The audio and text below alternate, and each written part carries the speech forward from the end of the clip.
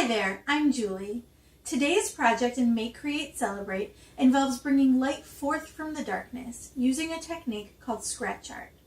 It's a really fun technique that also happens to be a great metaphor for the holiday of Hanukkah. For your project today, you're going to need oil pastels, and you might decide to use washable black tempera paint and a paintbrush as well. If you don't use the tempera paint, you just want to make sure that you have a really dark, preferably black, oil pastel for the top layer of your surface. You're also going to need something to scratch into your surface. I'll explain that in a minute, but you can use disposable plastic forks or knives. You can use toothpicks, and I actually find that these chopsticks work really well.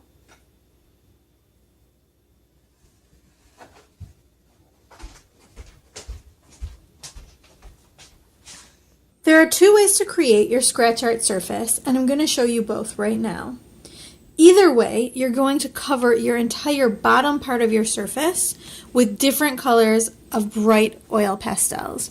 You just want to make sure that your surface is completely covered, and it doesn't matter really which colors you choose so long as they are bright. The only color I'm going to tell you specifically not to use is black, because you're going to be using that in the next part of your process.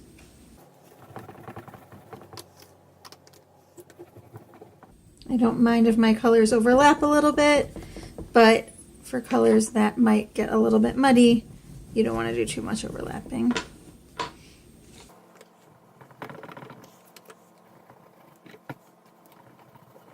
Once I have my entire surface blocked out, I want to create the black surface that's going to be the top layer for my project.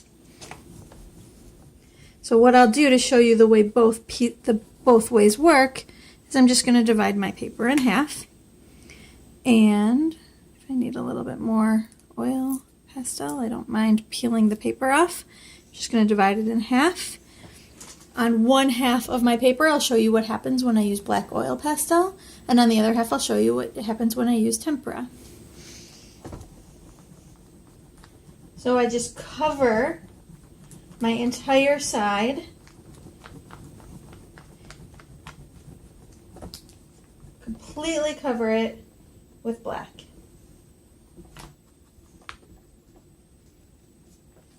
Super easy to do with black oil pastel. And on the other side, I'm going to take my paint. This is my washable liquid tempera. And I'm going to paint my paint on top.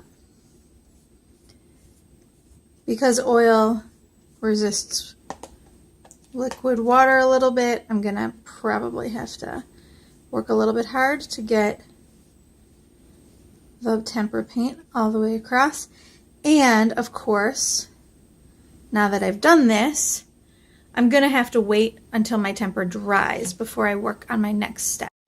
Once your tempera is dry, you can use your scratching tool, like I said, I'm using a chopstick, to carve out images into your scratch art.